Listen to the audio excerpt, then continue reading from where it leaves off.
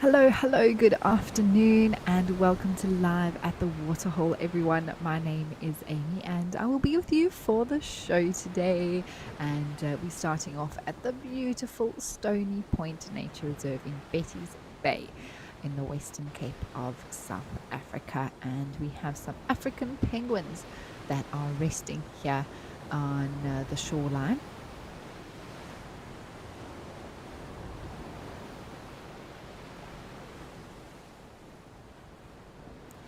Remember that this is, of course, a live and interactive show, so please do chat to me. Let me know who you are, where you're watching from, what snacks you have today, and what you are looking forward to maybe seeing today on the Waterhole. And you can do so on the Wild Earth website or the app. You can chat to me on the YouTube chat stream, or you can join the conversation on X using the hashtag Wild Earth.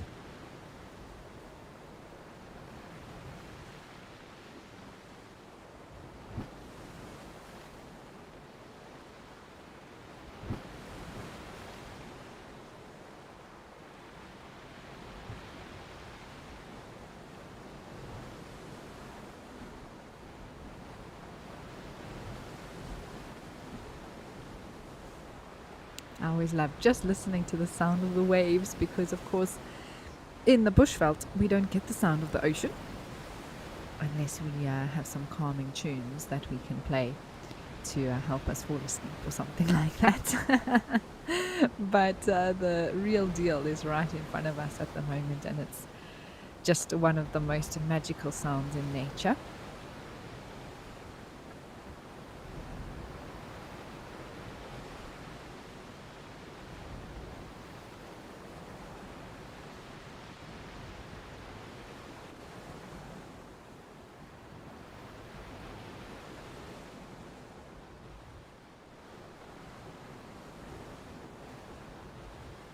I do love how these penguins lie on their tummies. They just look so comfortable.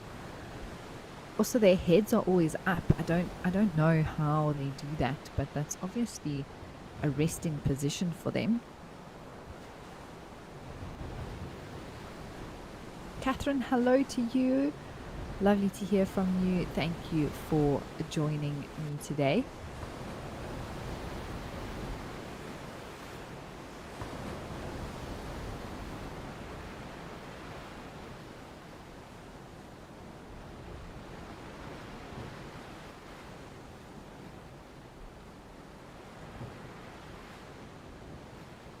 Seems to be quite a few Egyptian geese as well as gulls around, dotted in between.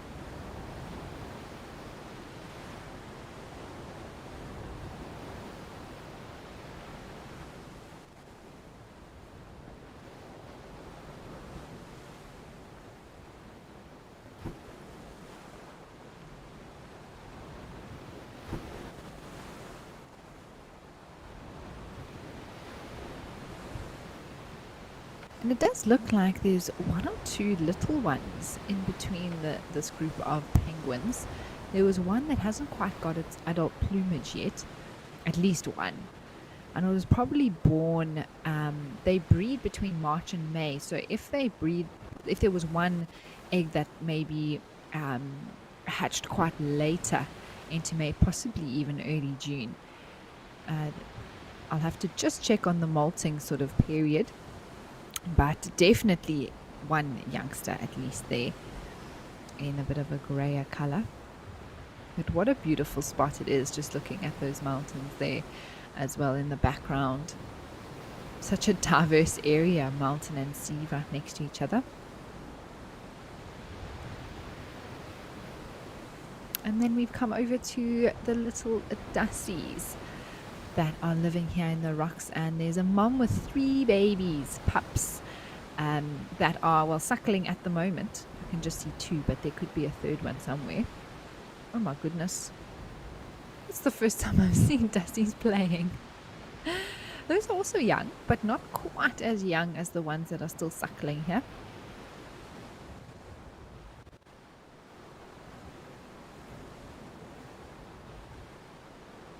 Ah, there's number 3.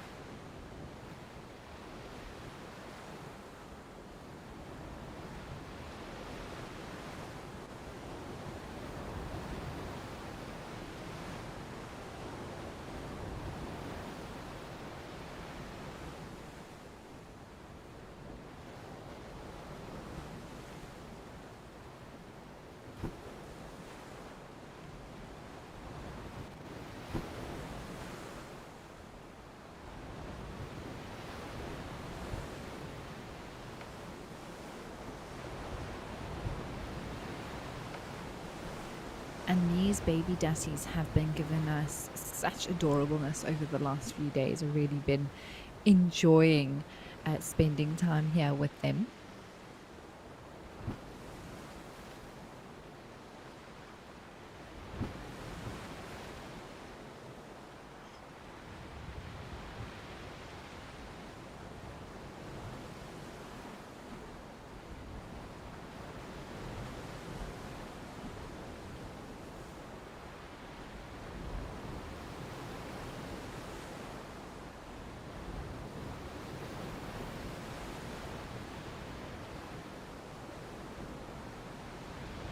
I really hope that third one is finding some milk. Mom does have enough teats. I think there should be 4, but maybe the hind 2 are sort of the ones that are producing more milk at the moment.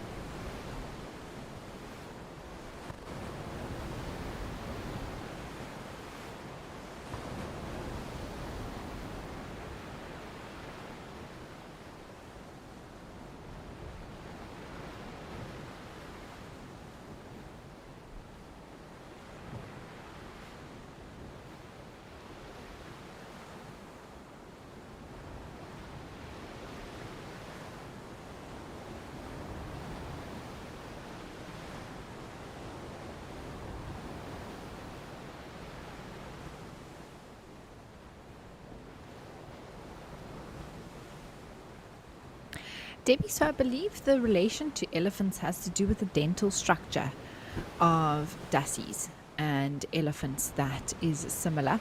They're also related through their foot structure as well. So I'll have to just check if there's anything else that connects them, but from what I know, it's those 2 main features.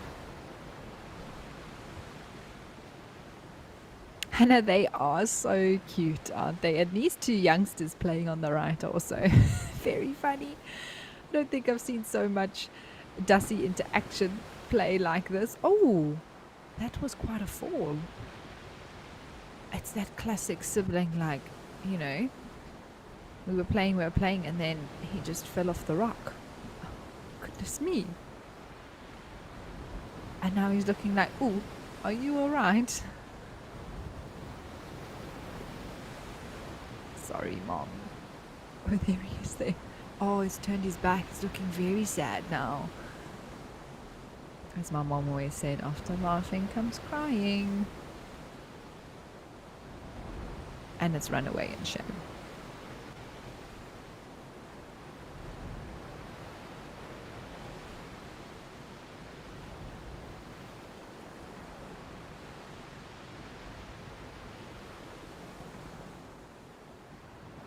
And I was like, how do I get back up there again?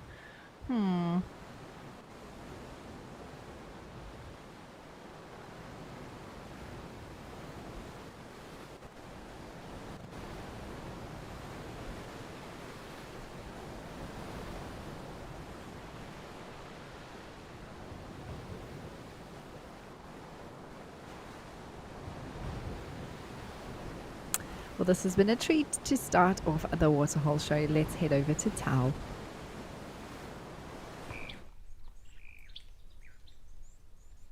Oh wow, what a beautiful scene. Zebras and a herd of elephants with a little teeny baby.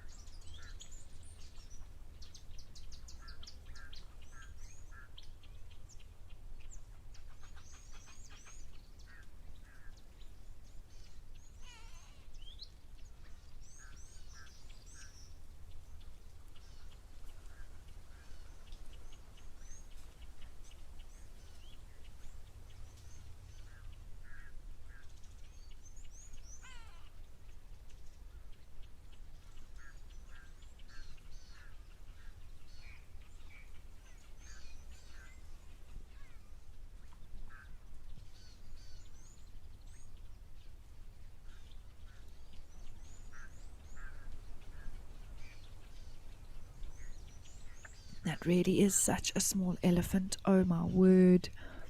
I don't even know if it thinks, I don't even think it knows that it's an elephant yet.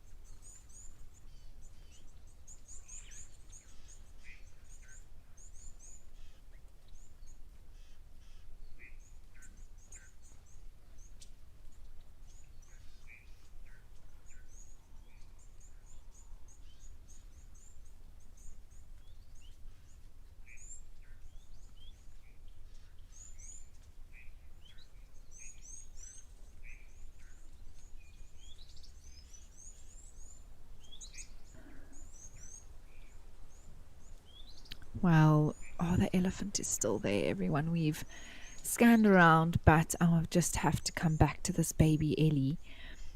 It really, it's just almost looks like it's stuck there next to mom.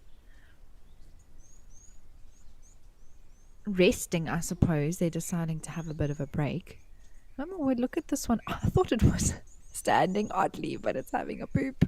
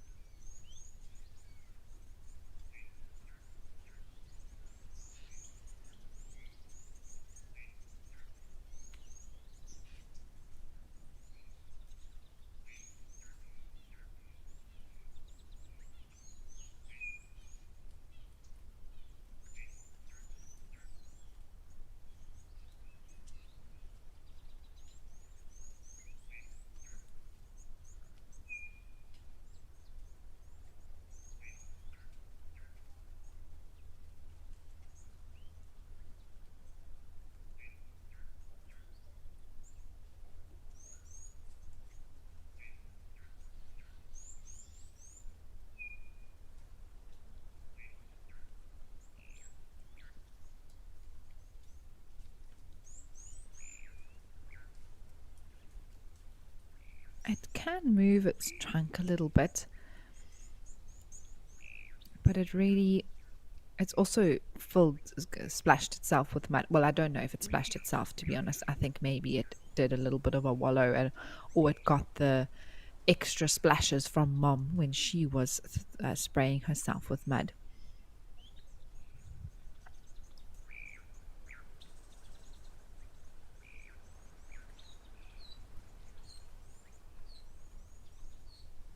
Ray, yes, good to see the Dusty's relative, actually. I never thought about the fact that we came from the one relative to the other.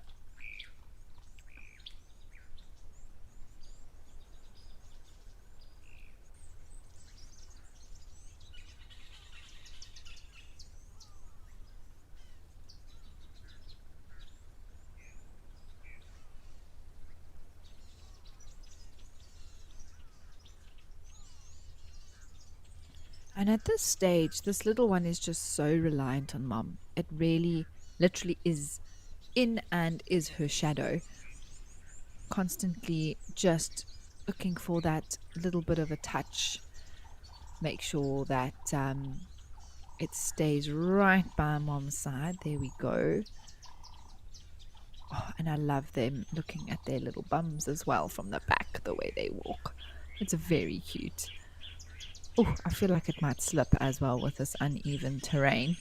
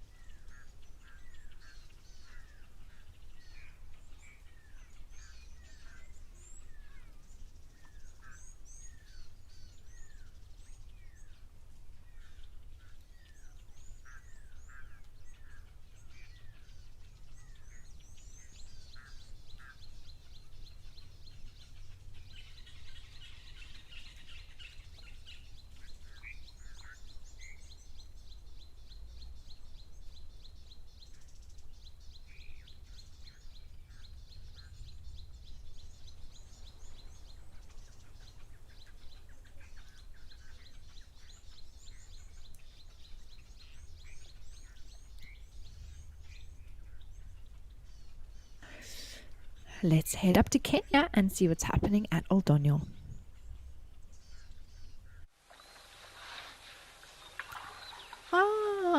More Ellies arriving. This is awesome.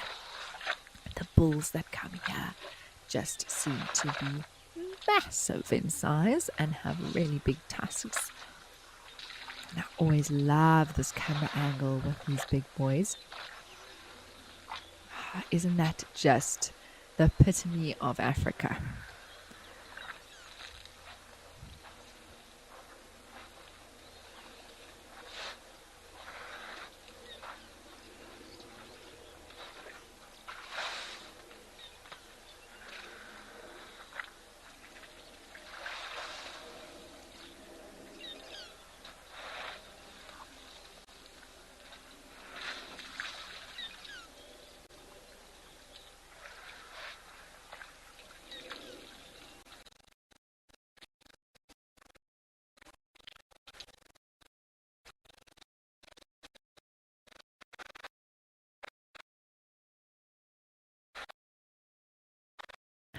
Let's head over to Okakuyo.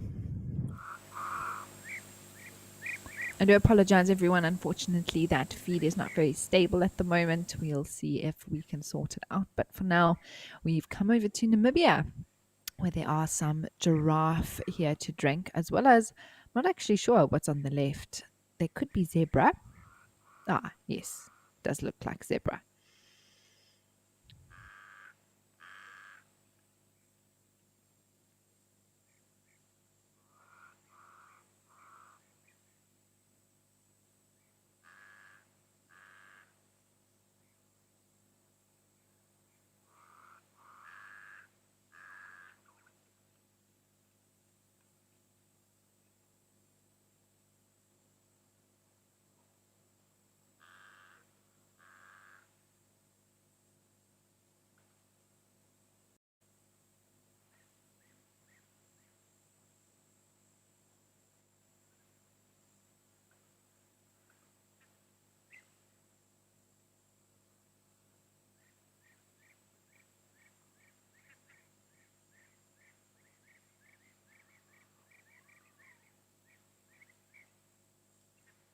let's head back over to Stony Point.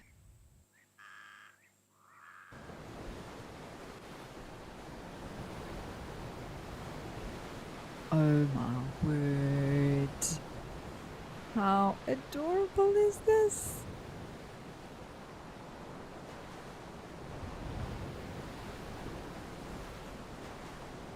Oh goodness, everyone, this has just made my day. Oh, this is the sweetest thing.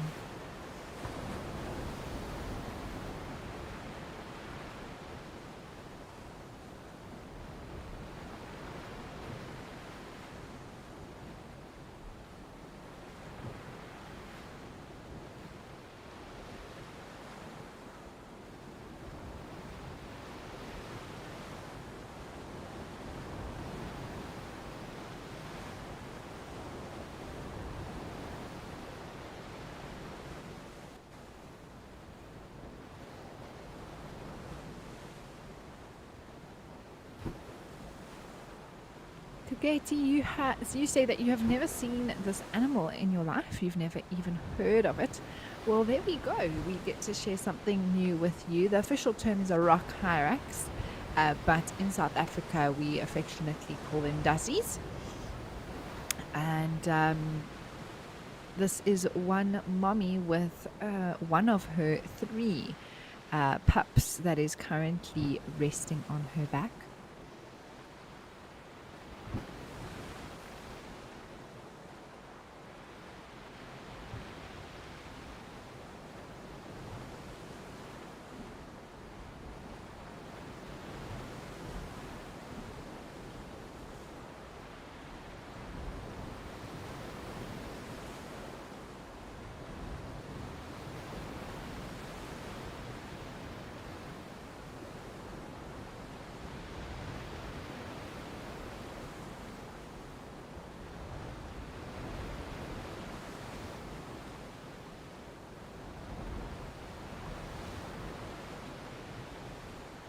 Now, dassies live in groups, and so they are a social animal, but I didn't realize they were so affectionate.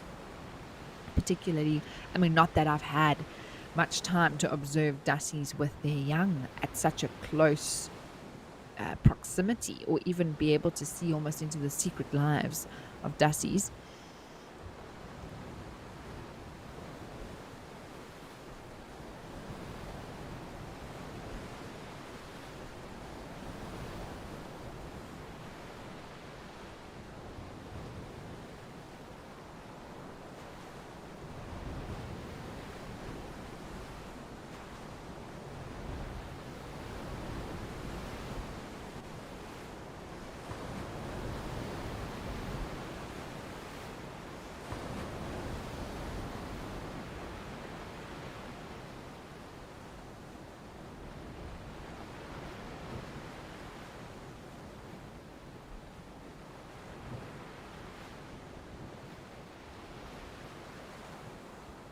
It really does look like a comfy pillow though, doesn't it, on Mom? She looks like she really is super soft and cuddly. Lots of fur there that the little one can sleep on.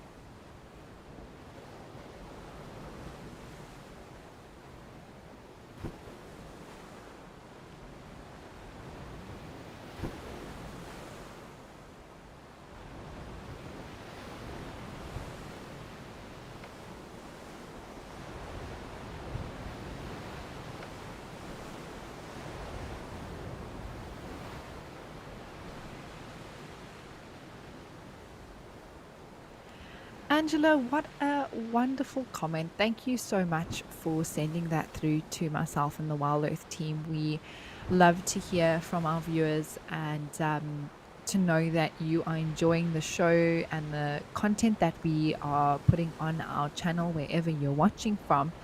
You say, thank you very much for bringing us these wonderful images of the magnificent animals from Africa. All these small babies around at the moment really is so joyful.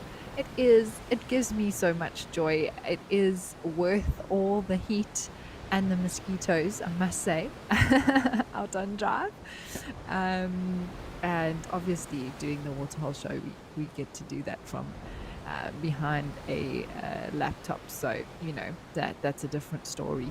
But the little ones have been so wonderful. And this time of year is, I'll say it again, where we do see a lot of little ones. So it is great that we're able to really get such amazing views of them due to the placement of these cameras and the fact that the animals are blissfully unaware that we are watching them.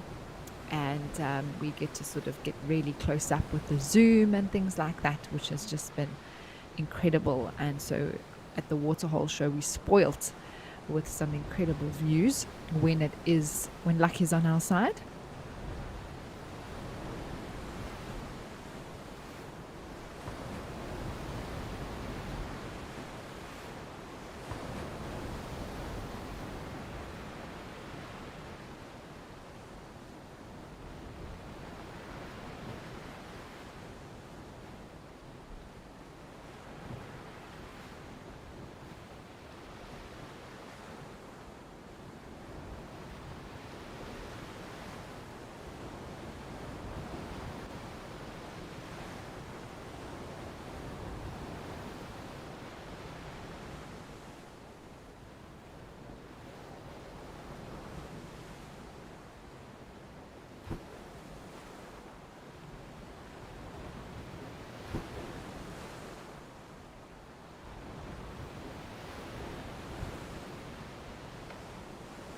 LG7, it's been a while. Hello. Nice to hear from you, and thanks for your kind words. You say it's great to have the best personality guide back. Well, thank you. I appreciate that.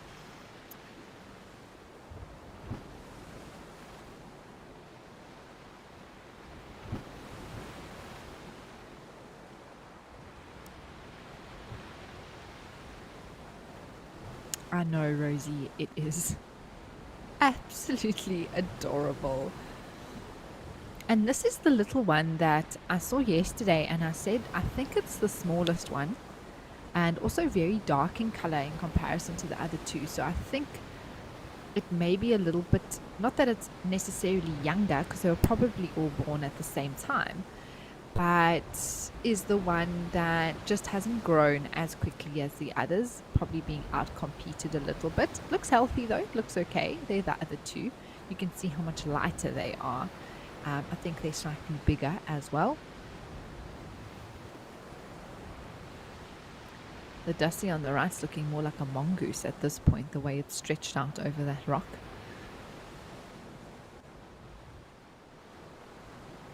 And the little one on the left is now foraging, basically eating. They are herbivores. They eat little plants and things like that. So not only is it suckling, but it's already starting to eat vegetation.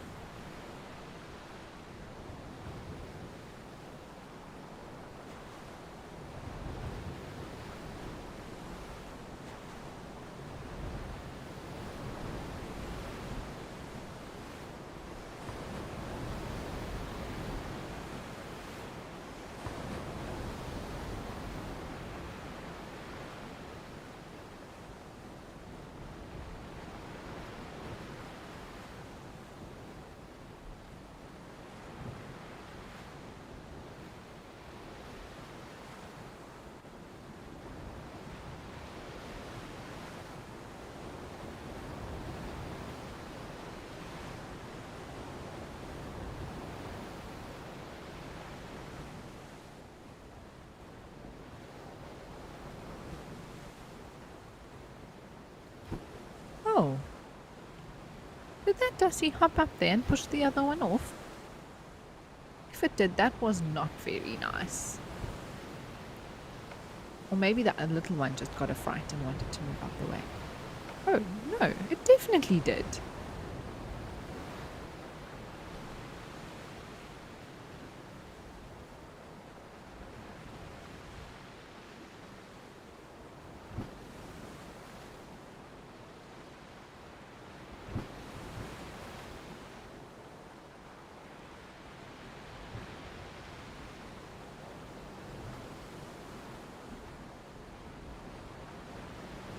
Now, within a family group like this, you would have a sort of dominant male with multiple females and their young that live together.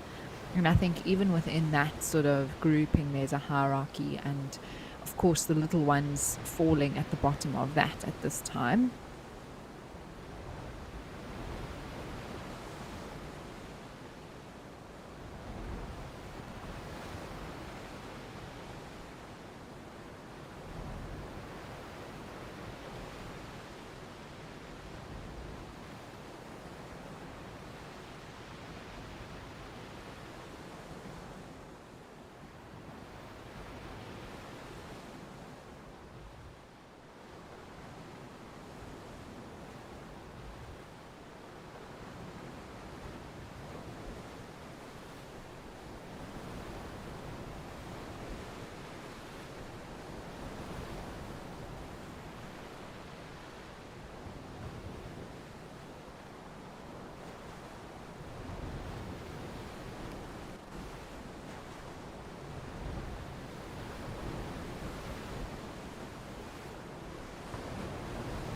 This bigger Dusty looks like it really has some attitude. I mean, it's sitting there like, I'm too cool. It's chasing off the youngsters.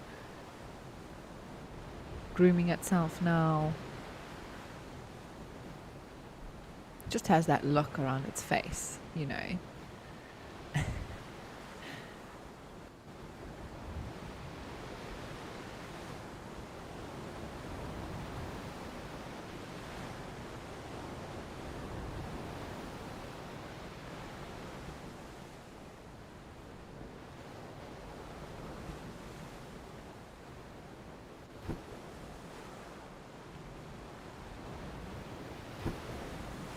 Well, that's a lot nicer. A little bit of affection there. Although this little one seems to be moving away, not exactly wanting to receive it so well.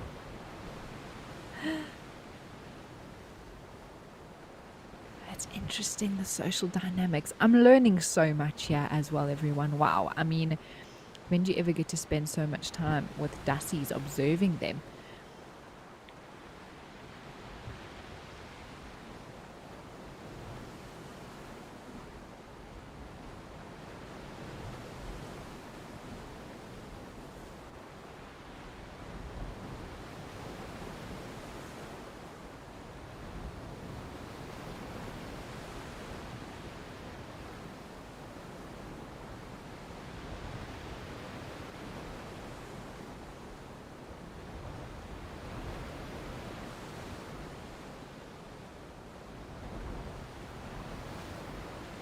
Oh, Punkster, it is so adorable. And Rosie, yes, you have to wonder who's the most comfortable. Both Mom and the little one that was sleeping on her look very comfortable. Like she's going to have a good snooze.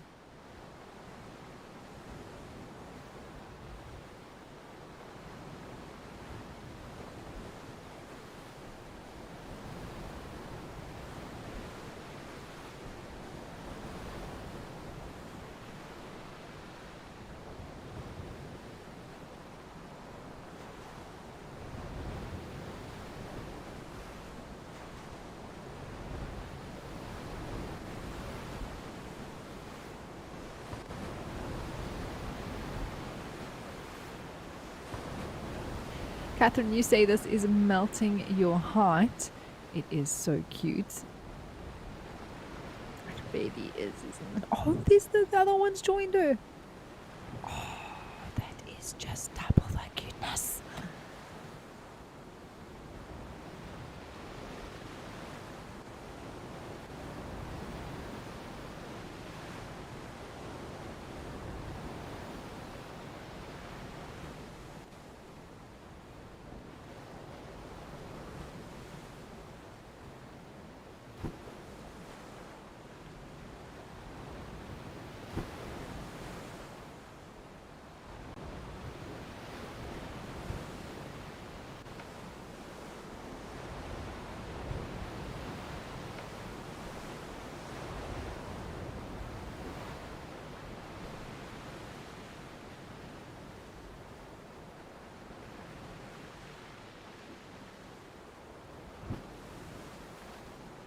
Catherine, yes, another drop there. It just goes to show how agile these rock hyraxes are. And oh my word, if the third one, oh, there we go, joins, I am going to. Okay, she's moved now. Time for a suckle. So Rosie, it's not that actually Mom was there that was making her irritated at all. So I don't think it was the fleas. It was probably looked like another female that was just sort of had this instinct of showing dominance over those little ones. There is a very strict hierarchy within the females of the Dassie group, and she was probably just wanting to assert herself, even though, I mean, these are such tiny little pups that she wouldn't necessarily have to do that, but it's more of an instinctual thing. Oh, there's the little ones climbed on top of her again. I love how Mom is just like, yeah, do what you need to do. I'm chilling out.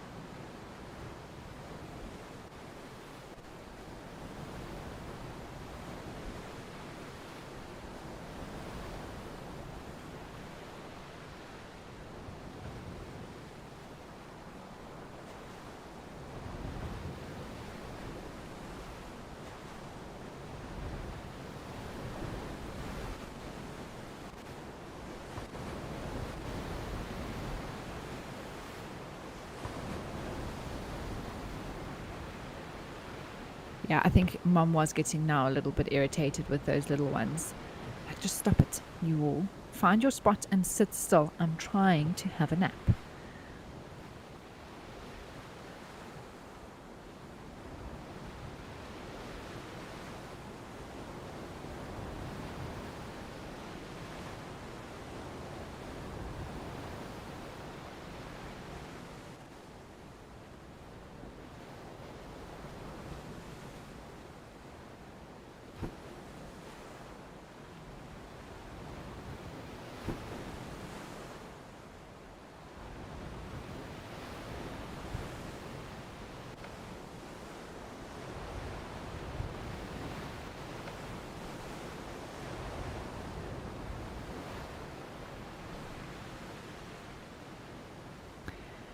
Well, this has just been the best, everyone. Really, thank you for joining me here. Let's head over to the lady.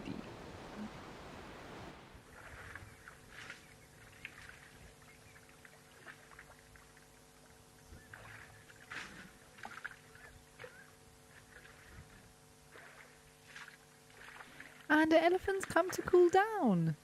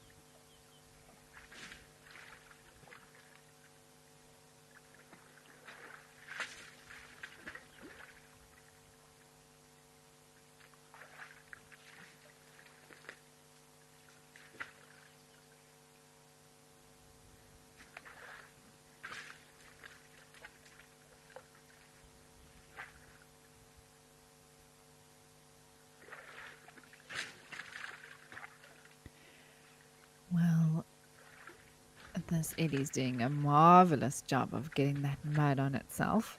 And I actually think it definitely takes up some of the sediment from the bottom, the thicker mud, because that is not just water that's on its back. It's definitely chunks of mud as well.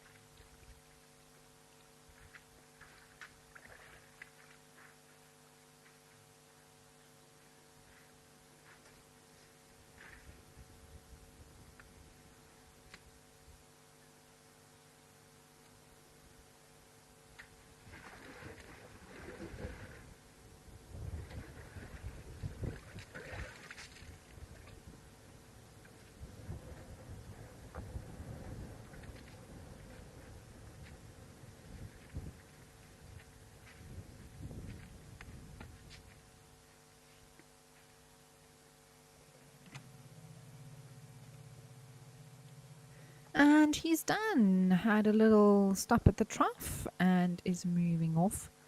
It's younger bull. I wonder if the herd isn't around somewhere nearby.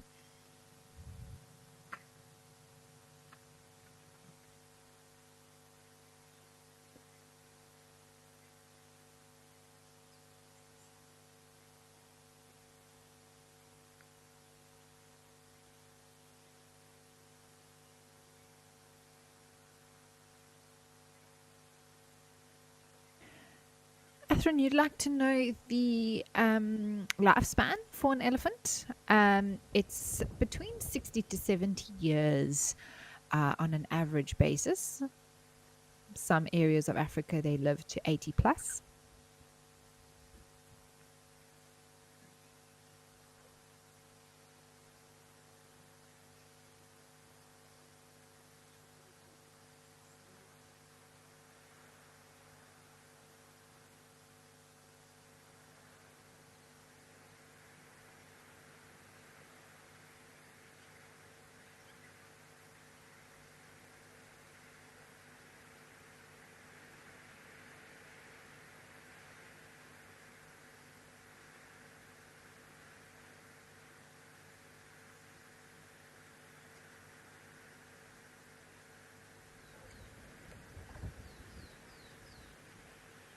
However, if you were asking a lifespan regarding the dassies, their lifespan's about 10 to 12 years, around that mark.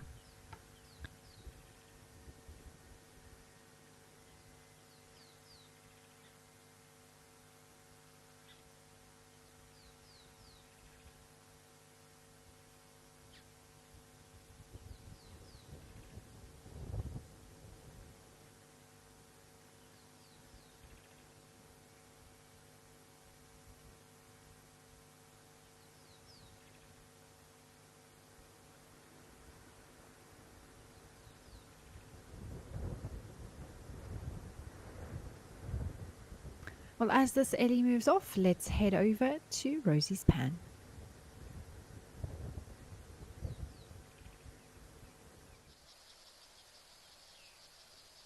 Ah, our hippo is back. I didn't see it here yesterday.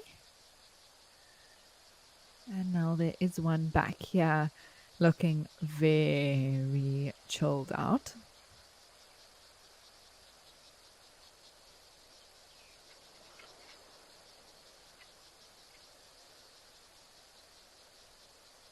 Oh, it looks like there are some swallows that are flying past to drink as well.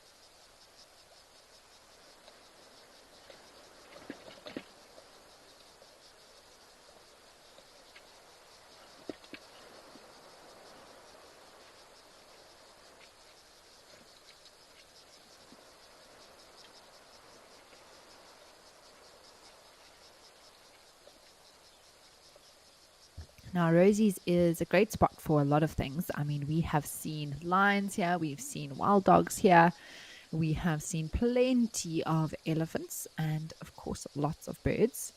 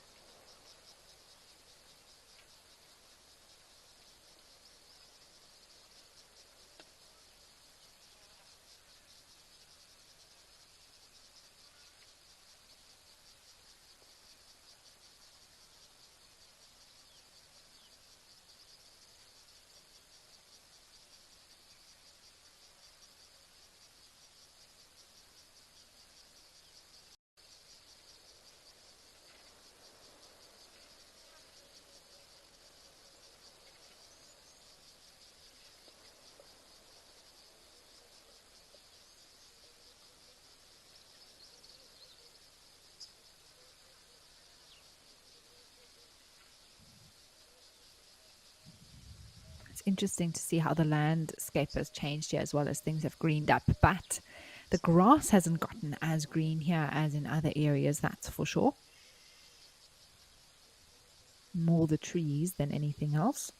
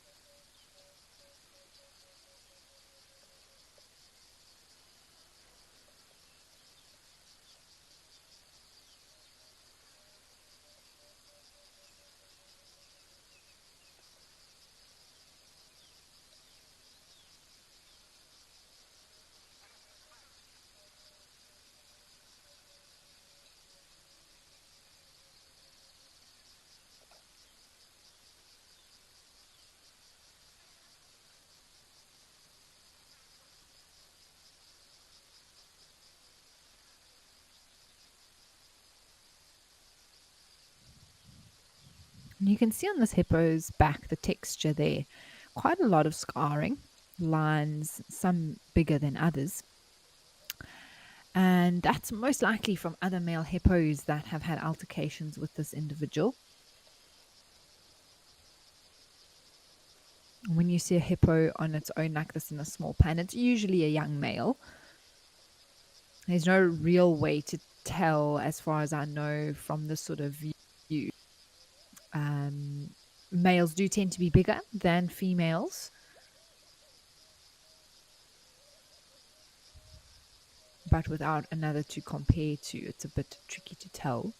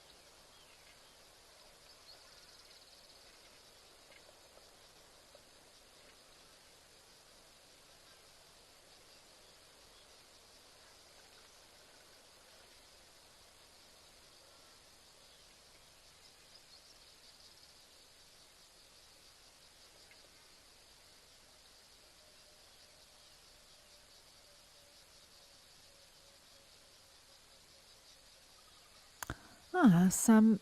Oh, those are. Oh, laughing doves. Laughing doves. I thought they were emerald spotted for a second. I thought I saw a flash of green, but it is not. It is most certainly the laughing doves. They've been coming almost every day at a very similar time.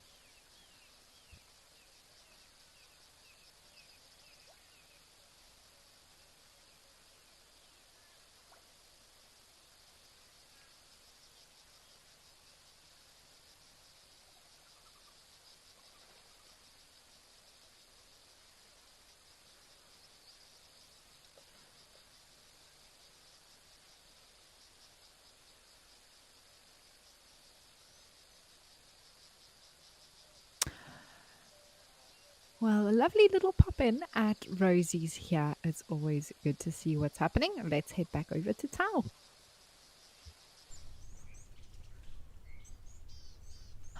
Well, this Ellie herd, I think it's the same ones. They've just dried off a little bit. I've moved here to start feeding around this tree, and the little one is still glued right next to Mum, standing in the shade. Shame they really have decimated this tree. It was quite a full, what I think was a thorn bush, but they've broken it down during the winter season to get to what they could of it. Whatever was remaining, whether it was the bark or the roots.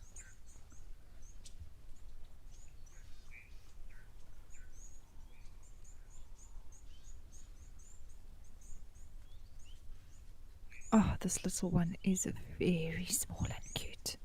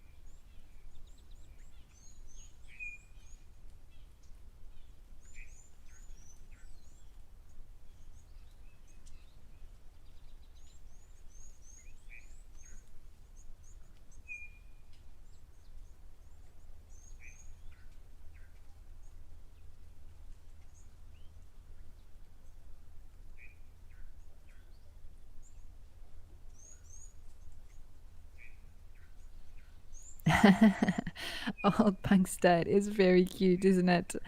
A little tiny Ellie. And Mindy, hello to you. You say, how adorable is this little nugget? It really is. And has to, oh, yeah, it's very uneven, this mud here now. It's also quite soft. And Mom wants to do some more mud wallowing. Oh, shame, this little one. But it's like, didn't know this was going to be so sticky. I can't really come any closer, Mom. I'm just here now. Sebastian, you want to know how old I reckon the baby is? Oh, it is so difficult to say, but I mean, it's definitely, I would say, under 6 months, just by the way it's sort of got this sunken in look around the head, which they lose a little bit as they get to around a year. Can still fit under mom's belly. I wouldn't say it's newborn. I didn't see very much pink behind the ears, and it's walking okay. It's got its coordination. Although I didn't see it drinking with its trunk, or feeding yet. So it's still learning that side of things. I would say 4 weeks plus, probably. Somewhere in the range from 1 to 2 months, maybe.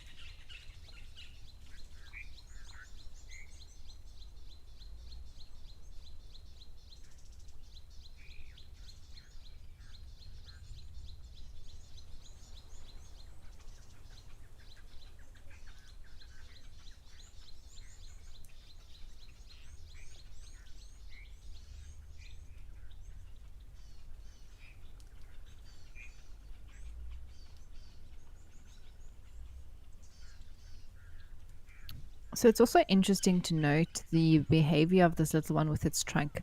I haven't seen it try to pluck any grass, try to pick up anything. It's very much just using it to smell at this point and rub up against mom, which also tells me that it's under about 4 to 6 months old. So it's less than that.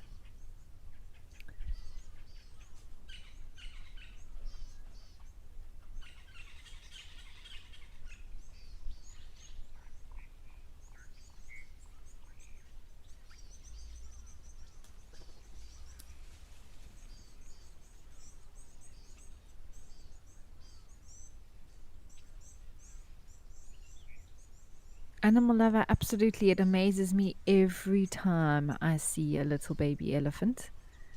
It really does. It's something that you just can't believe that it can grow into something so huge.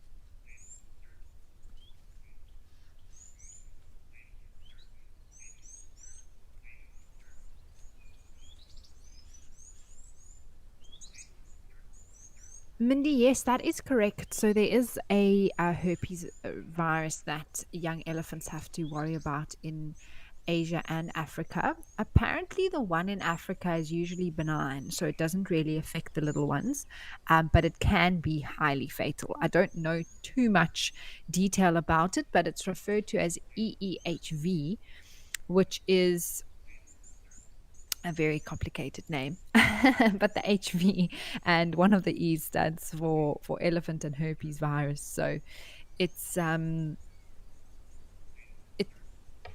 it basically affects like herpes with ulcers and things around the tongue and the mouth. Um, Also losing a lot of weight. And lack of energy, and the mortality rate is 85% for particularly Asian elephants that are under the age of 5 years old. So um, that is something that can actually lead to their death within 24 hours, which is unbelievable. But that is more seen in Asian elephants than African ones.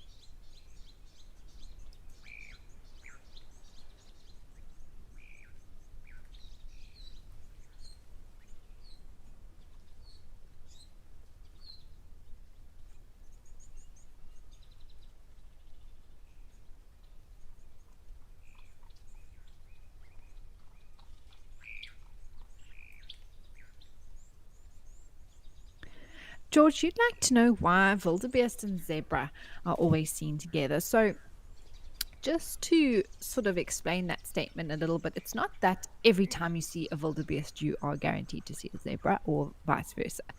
It is more that there is a sort of symbiotic relationship between zebra and wildebeest, and oftentimes we do see them together, but it's not necessarily always. But it's about the grazing, and that the zebra will come in, they bulk grazers, they just chomp away no matter the length of the grass. Once they've shortened the grass, the wildebeest come and then eat it. To It's easier for them to eat a much shorter length of grass. So that is part of that symbiotic relationship. But also another reason we see them together is often with grazing, or herd animals will sometimes group together, or they might be a lone territorial bull wildebeest that will associate with a herd of impala or a herd of zebra, because they're on their own and they want to have more eyes and ears around to look out for potential threats.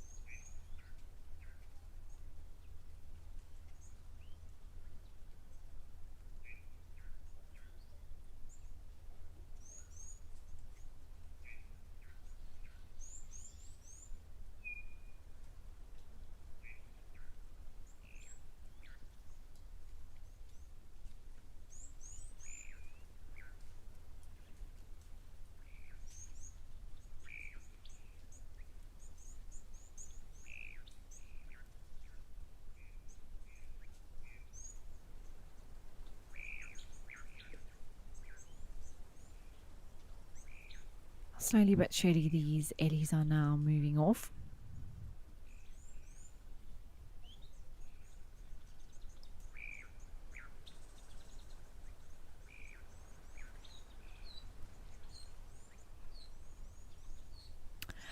A forest green, I would definitely say it's because of their long lifespans, for sure, as to why there are lots of elephants in certain reserves. I mean, it's not everywhere, and there definitely aren't that many left in the world, which is quite sad. But Kruger has a very healthy population. Medikwe has many elephants as well. So it's also to do with the fact that they are very good parents, or mothers.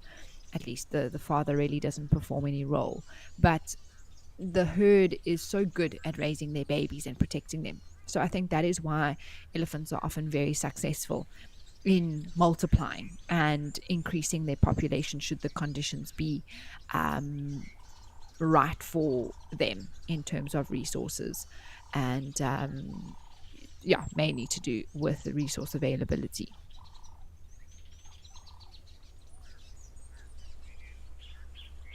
They are, of course, don't have really any natural predators. There are lion prides that do hunt elephants, but that is not the norm.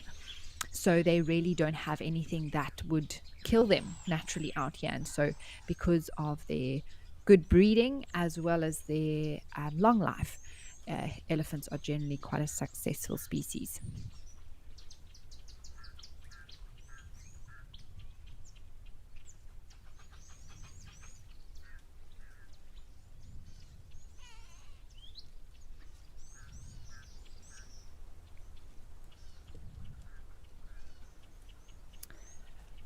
Well, we have more Ellies, everyone. Let's head over to Naledi. Oh, more baby Ellies. Oh, it is also very small.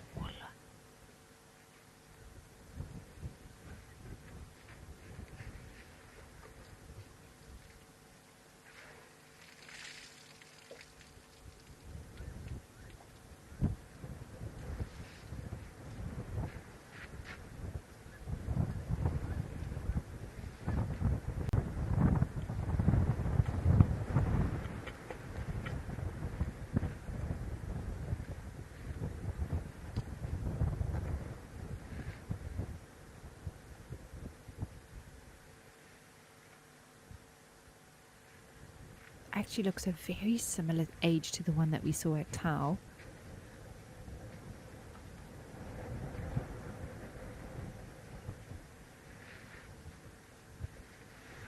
Just sticking right next to Mom, not doing too much with its trunk yet. Can fit really nicely under Mom's belly still.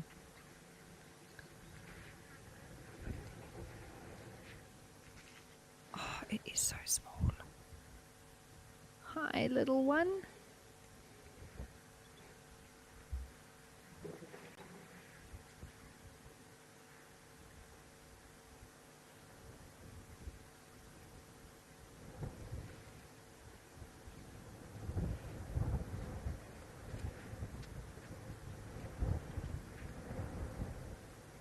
Donna, absolutely. Elephants are fantastic mothers, and yes, I know the size comparison can be quite daunting and a little bit worrisome, but there really is nothing to worry about. That mom is so aware of her baby, in terms of not crushing it. Sometimes I do find it hilarious when they're drinking water or splashing themselves with mud, or even sometimes pooping, and the little one is just there. You're like, check, they're just standing in the way, or he's standing in the way. And so they get a face full of mud or have poop land on their heads. It happens with buffalo calves as well, actually. But for the most part, they are so aware of that little one, and you don't have to worry about it getting crushed. Oh, there was a second little one there. Oh, my word. One with this female and one with the other one.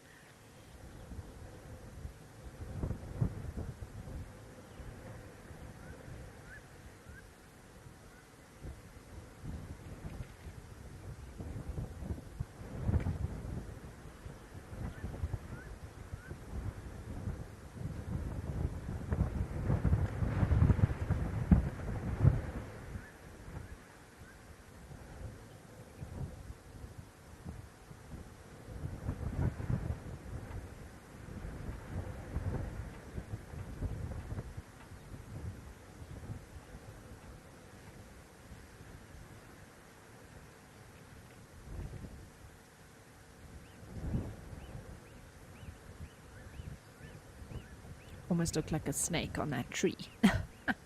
And it's just a branch growing out that's been broken off.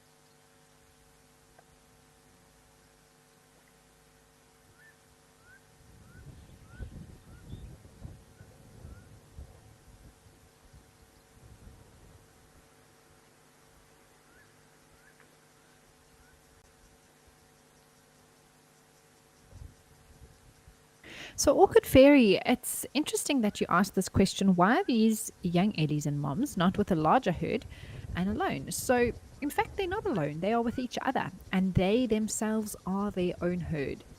And this is very much the normal family group size. So there's about maybe three large females here that we can see anyway, two little babies, and maybe one or two others. And about 8 individuals is around the average Ellie group size, natal herd size. So this is very much the normal um, grouping for a elephant herd. It does seem like a few, especially when you do sort of have in mind the idea of these large elephant herds coming to waterholes and things like that. But those massive groups are actually made up all of smaller groups like this one.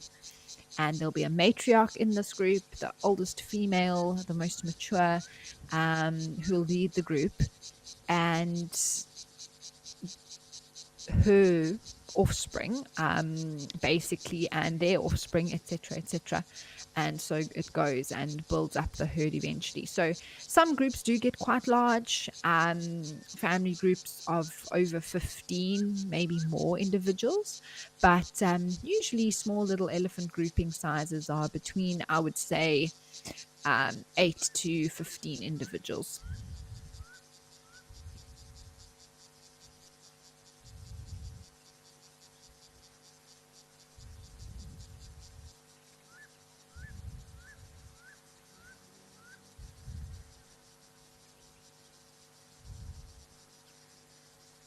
A few impala here as well that are feeding in the thickets.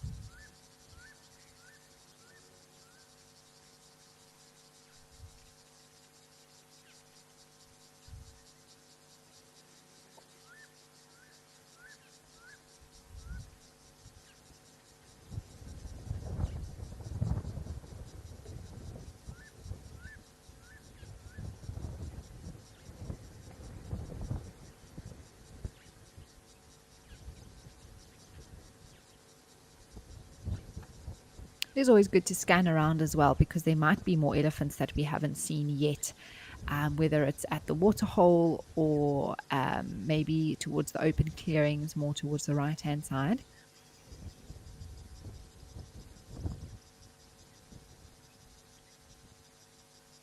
Wow, they've moved so quickly as well. I mean, they were right here and now they're just about going over the crest of this hill. Sometimes we have birds come down here at Naledi for a drink. We also had an amazing lion sighting. Oh, I remember that. The whole pride arrived and came down to the water to drink. That was last year, sure.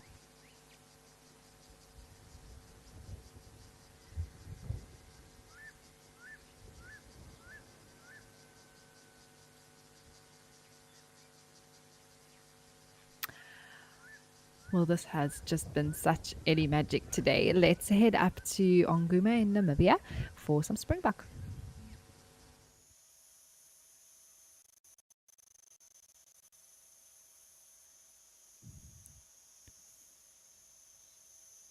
Well, there it is.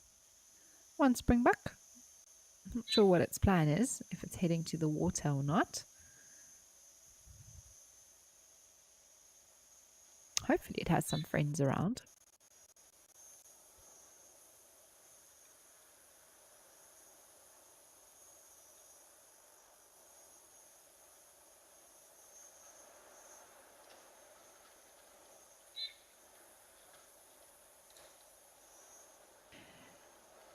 Katy, you have asked an interesting question regarding symbiotic relationships. Oh, there's its friends. I'm sure it's coming to join them for a drink. We were talking about it earlier. I mentioned that, and you want to know if symbiotic relationships form between all animals and other species. So, in a way, I'm not going to speak for every single animal on Earth, but for the most part, many animals out here are in symbiotic relationships, whether they realize it or not. And a symbiotic relationship, by definition, must exist between two different animal species. So, for it to be classified as symbiotic. So there are three broad groups when it comes to symbiotic relationships, and that is mutualism, um, parasitism, as well as the commensalism. And basically, each one characterizes a different type of relationship between one animal species to another. And I mean, parasitism is probably the most common symbiotic relationship that I would say almost all animals that we see are in, particularly because of parasites, parasites, and for example, ticks.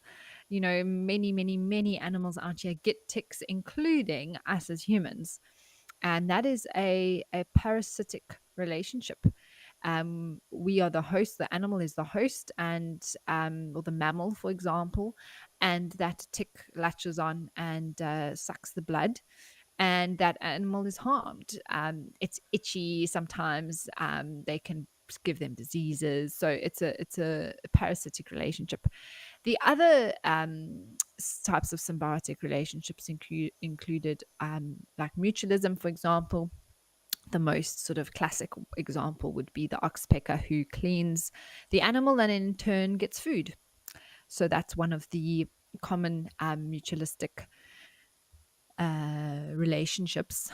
But it is also argued that the oxpecker can do more harm than good when it keeps wounds open for a longer period because of the blood that it's eating.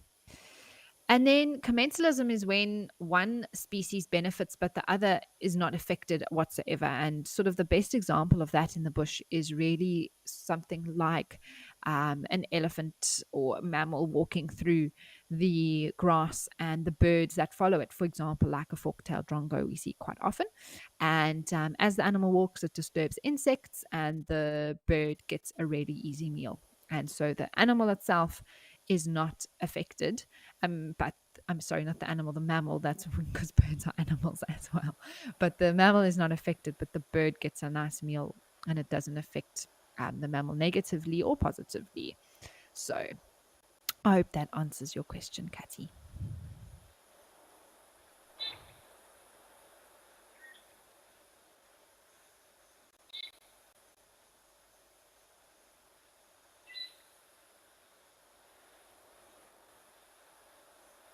Richard, with the white of an impala, I think you might meet springbuck, if I'm not mistaken. Impalas don't really have too much white on them except under the tail. This is a springbuck, which is a different species of antelope found in the more arid areas of southern Africa. And I think this is what you are referring to. And it does definitely stand out, you'd think. But at a distance, it's interesting how the white and the brown and the sort of darker mid stripe separates the light from the darker color. And you've sort of got the white blending in with this very sort of light soil, and then the darker on top blending in with the vegetation. I mean, it's the same thought that I have about zebra. You would think, oh, black and white, won't it stand out so much in the bush? But it's amazing how they do blend in despite sort of those very bright whites.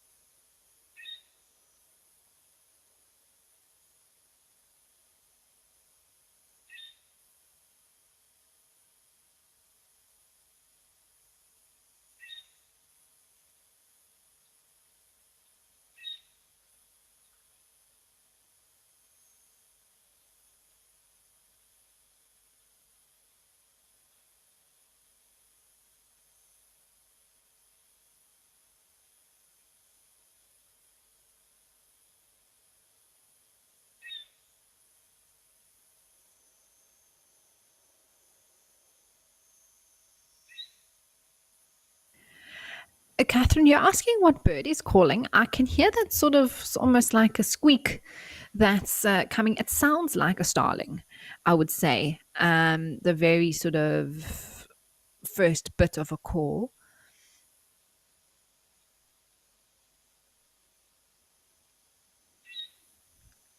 It's sort of got that tone to it. I may be completely incorrect, but there, that's sort of like that deeper tone does sound starling like.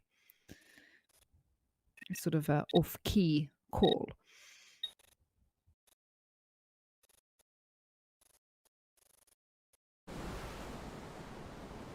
Sorry, everyone, we lost the feed there, but we've come back down to the beautiful Stony Point. Well, it looks like the penguins are starting to move a little bit. I was actually reading up a little bit more about them. Oh, yes, there is one getting into the water. That's lovely to see. And they breed here at Betty's Bay all the way sort of until August. They can have their little ones. So no wonder that there are one or two that still are in juvenile plumage. Oh, I love how they waddle.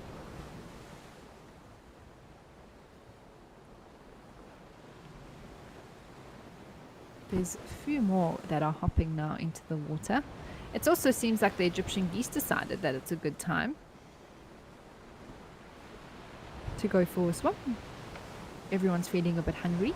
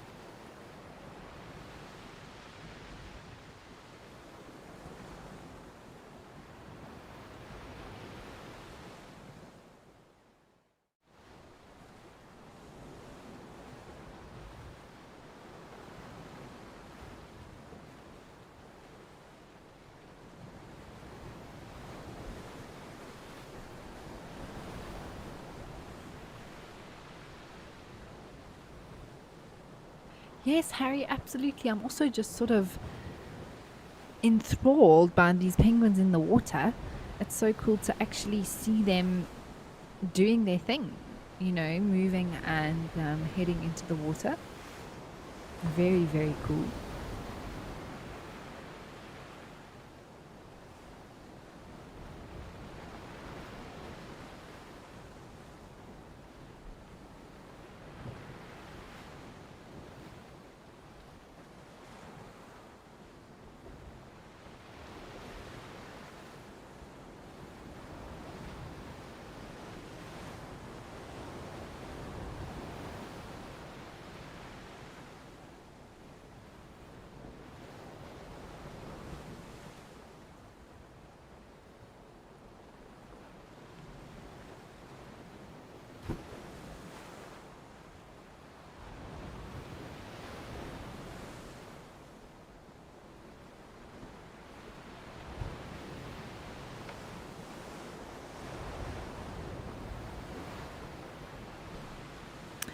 Birdseye, it's interesting. I think the reason that we don't see seals or sea lions around here is just simply that the colony is based elsewhere. I think there has been spotted before in the bay or around in the sea in the area because they do occur on the coastline, that's for sure.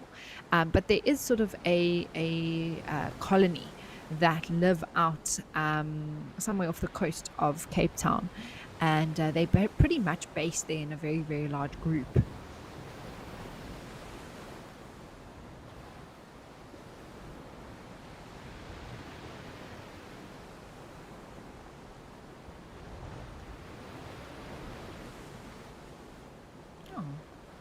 There's a beautiful kelp gull here that's just perched to the left as well. You can just see its coloration, if anyone was wondering what bird that was.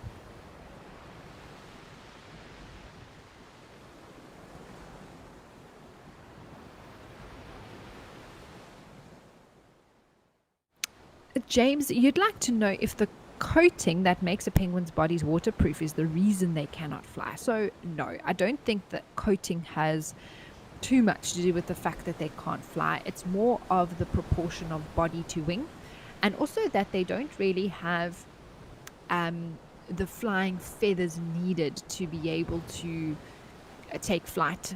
You can see let's take an eagle for example, they've got these primary feathers that are really big and sort of sit together and help, pick up the wind and lift up their bodies, whereas a penguin, they sort of have more flipper type wings than anything else, and just the proportion of the body to the wing, it just all doesn't work to take flight.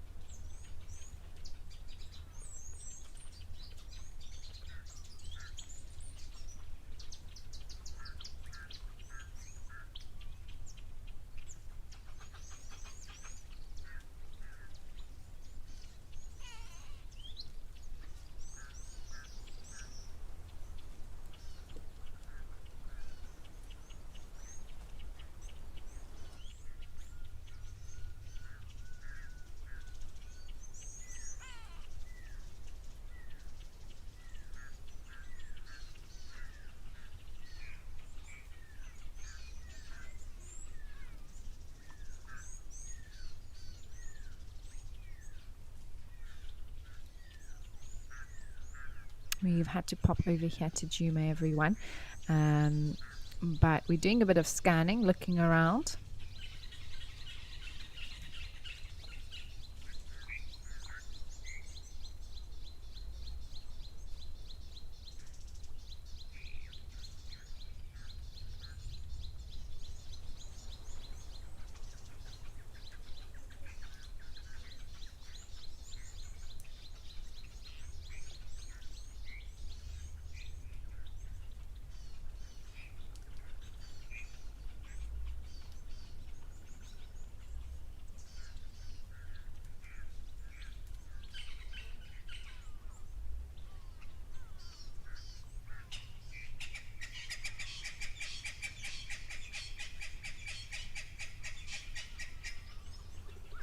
Well, it seems like Stony Point is back online, so let's head back over there.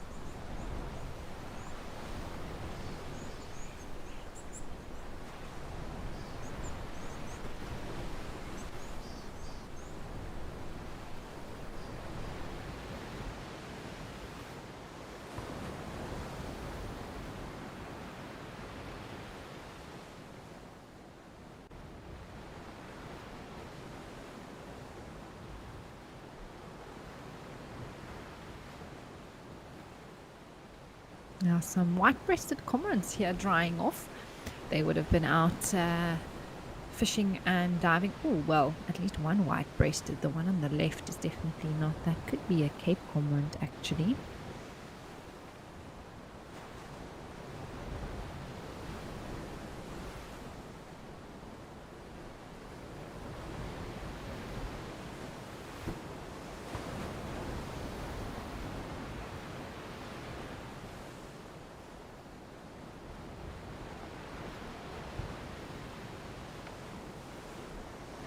I didn't have that yellow on the face.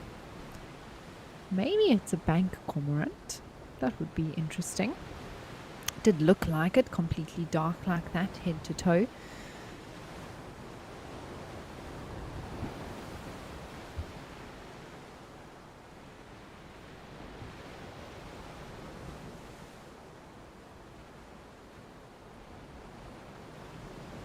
And a wonderful view of an Egyptian goose as well. Those bright pink legs.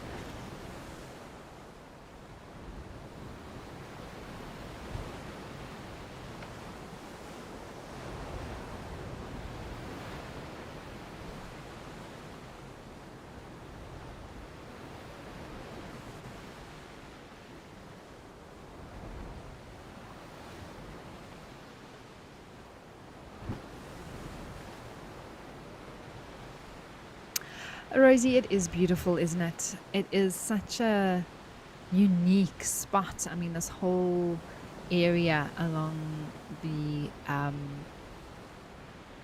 well, I suppose it's the western section of the southern coast of South Africa.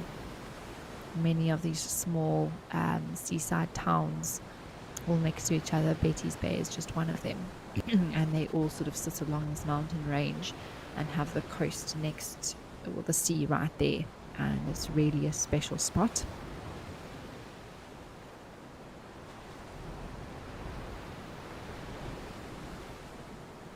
Yes, I think that is a bank cormorant. I've never seen one of those before. Well, if I did before I started taking my birding very seriously, I hadn't noted it, so that's quite cool.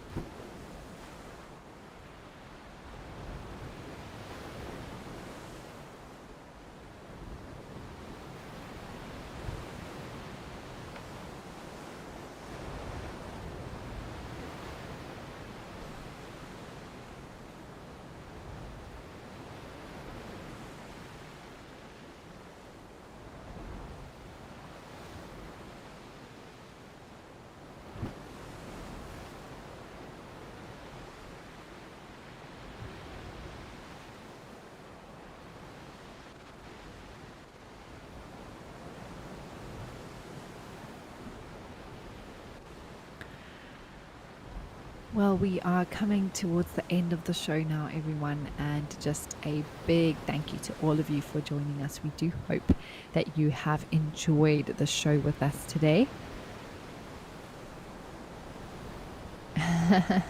Rosie, you say, so that's an Egyptian goose? Yes, that is indeed a perfect view of one, if anyone was wondering what they did look like. Mindy, you want to know what body of water this is? So this will be the Atlantic Ocean that comes up here to this part of the coast. It meets the Indian Ocean a little bit further east from here at Cape Agulhas, the southernmost tip of Africa.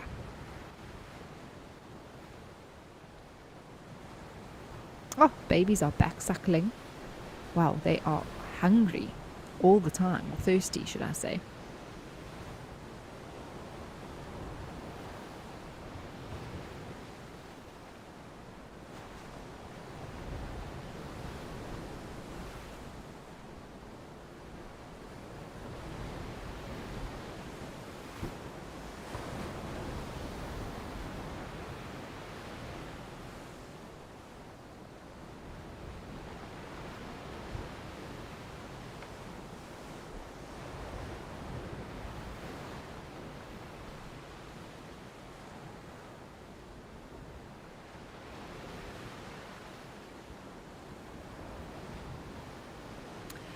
But to everyone who sent through comments and questions today, thank you all so much. I always enjoy hearing from you and chatting to you all. We had some fantastic questions today, really, some wonderful chats as well. And I hope the rest of your day or evening is as relaxed as that Dussie that's enjoying a good snooze this afternoon. We'll see you all again tomorrow, everyone. It's a goodbye for now.